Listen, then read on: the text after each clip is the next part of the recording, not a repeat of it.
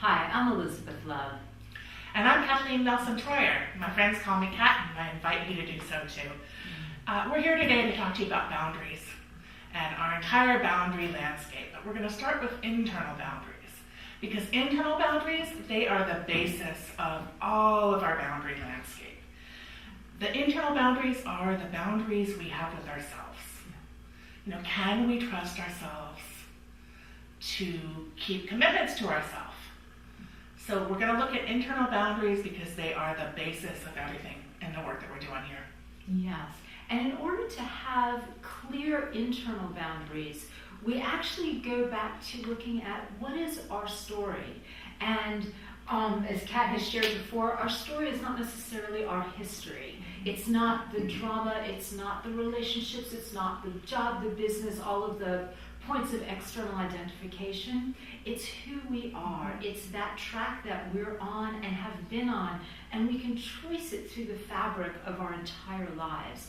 So we're going to begin by taking you back and getting clear on what's your story, what's the themes that have run through your life, what are the things that are true for you across the board. Because when you can align with that story, you're able to make commitments, you're able to make decisions, you're able to show up authentically, and it becomes a lot easier to have good, clear internal boundaries. Mm-hmm. You know, one of the things we say is, if we're not clear about us, it's really hard to have a clear boundary with anybody else outside of ourselves. And if we're not clear on who we are, it's really hard for others to be able to receive us the way that we want to be received.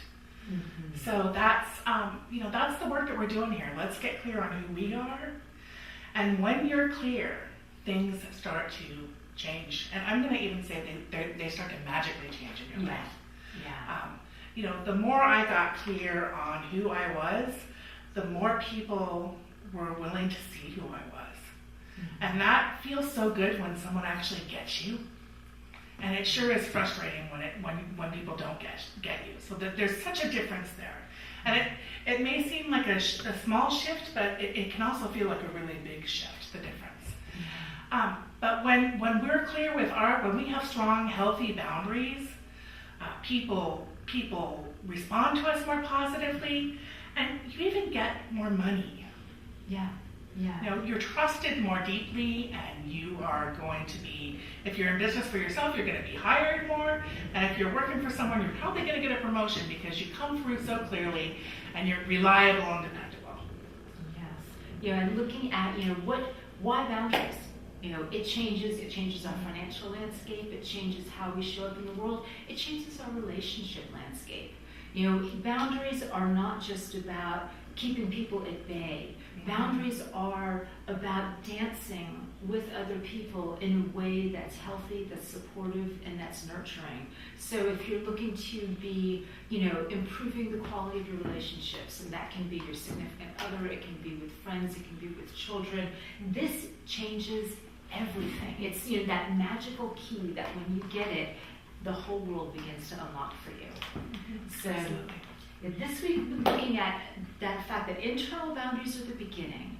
And so we want to ask you to take a look and say, how do you feel in your own life? Do you show up authentically? Are you feeling aligned in how you come to your world?